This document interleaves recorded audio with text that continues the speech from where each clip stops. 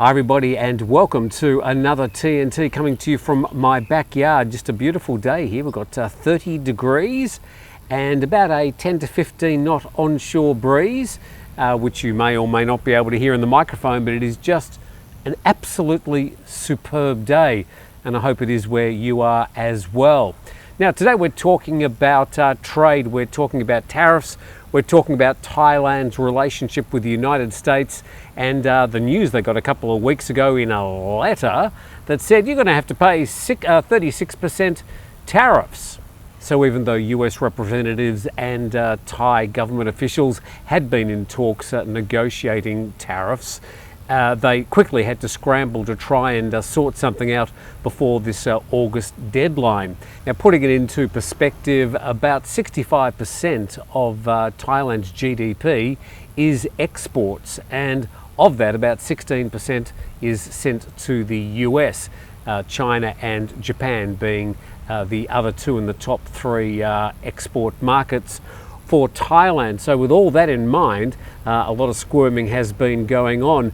But we've got this information from the Finance Minister following some recent discussions published in Calcite English. And after negotiating the Trump taxes, he expects Thailand's import tax rate to be no more than 20%. So that's importing things from the United States. From that letter, they want to put it up to 36%.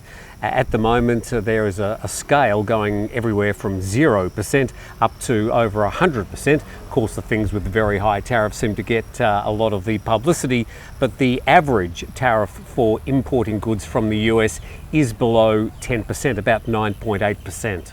Well, that's at the moment anyway, and the Finance Minister confirms Thailand's ready for an aggressive market opening to boost exports and competitiveness. He said the latest discussions with the US trade representative lasted a full 30 minutes. You get the impression that the United States trade reps are in high demand at the moment.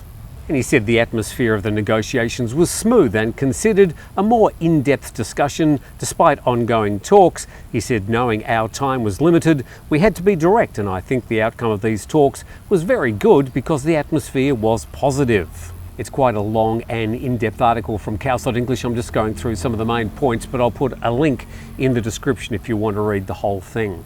And he affirmed that Thailand's proposals adhere to the original principles, especially regarding market opening. Thailand isn't just opening up to import goods from the US, but is also prepared to play an aggressive game to expand the Thai economy and drive exports to global markets. And he went on, not really saying anything in particular. We aren't just opening to reduce the trade deficit, but we must play aggressively to build a larger economy. If we buy more, we must also be able to sell more worldwide. So why does Thailand, other Southeast Asian and other Asian countries generally, have such a large trade deficit with the United States? Well, of course, the US for the past 30 or 40 years has spent all its time offshoring its manufacturing, taking advantage of cheap labour and cheap supplies and better supply chains from other parts of the world. Well, now all those chickens have come home to roost and US manufacturing has been decimated, and they've built up all these huge trade deficits with these countries that they've been getting all these cheap goods from. Mr. Pichai said it was a reasonable target and not something Thailand was forced into. Thailand has the right to choose to protect certain economically sensitive products, especially some agricultural goods. He said the proposal was a win-win open approach, and some imported goods would still need quality control to align with domestic production, similar to certain agricultural products.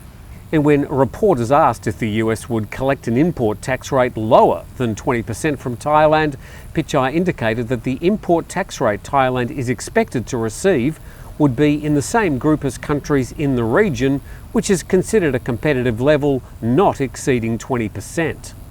Well, so far these tariffs have been rather arbitrary. Whether Thailand can secure something below 20% is yet to be seen.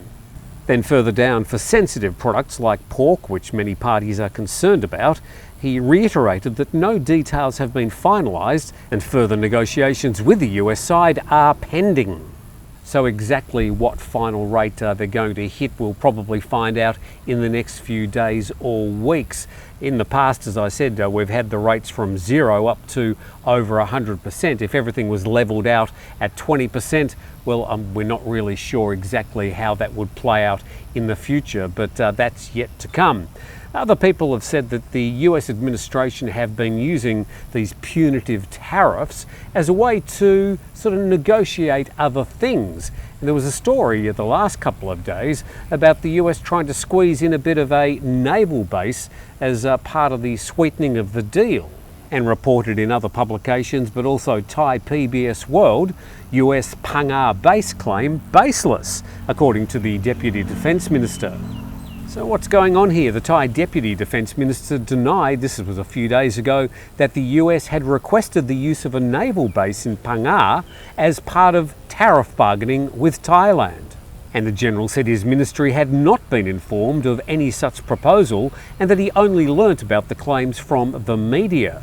He was talking about claims that the US wanted to include the establishment of a naval base in the southern Thai province of Phang Nga as part of negotiations over tariffs on Thai imports to the US.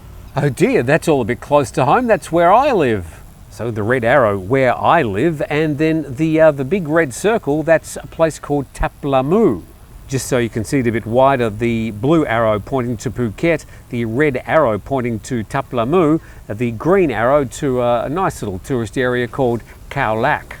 Then you can see strategically that once again the red arrow pointing to this Thap Lamu area on the Andaman coast, and the blue arrows showing the very busy shipping channels that end up going through the Malacca Strait. So it's quite a strategic area right on the Indian Ocean.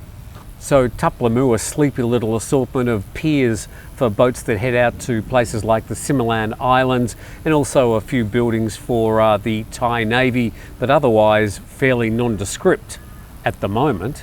And then it says the Deputy Prime Minister, Phumtham Wechayachai, neglected to mention that he's currently the acting Prime Minister as well. Well, he refuted the claims yesterday, noting that the US and other allied countries' naval vessels can already use the base as part of existing cooperation agreements. But he says it was a bit of a misunderstanding, quoting a Facebook page, Thai Armed Forces, that said the Thai Navy has planned to develop the Phang Nga naval base for years to increase its operational capacity. But really there's not a lot there. It is a protected inlet, but there's no Bangla Road, there's no walking street, but there is a turtle rehabilitation centre which will keep them entertained for a few hours. He says that most joint naval exercises require foreign vessels to anchor offshore, such as US Navy ships docking near Phuket. Anchoring at sea, however, complicates and limits resupply options. Therefore, when the Thai Navy considered upgrading the Phang Nga base, it wasn't surprising that the US Navy inquired about the possibility of using the base for logistical resupply.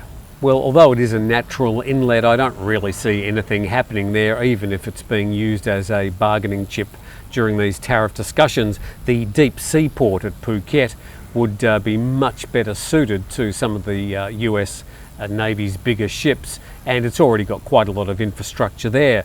But plenty to talk about, and we will find out, I'm sure, in the next days or weeks exactly what's going to happen with these tariffs. And then, of course, will they stick or will they be rescinded as in the last couple of months? We'll just have to wait and see, and we will be reporting that when we do find out. In the meantime, please subscribe to the channel. We look forward to seeing you next time.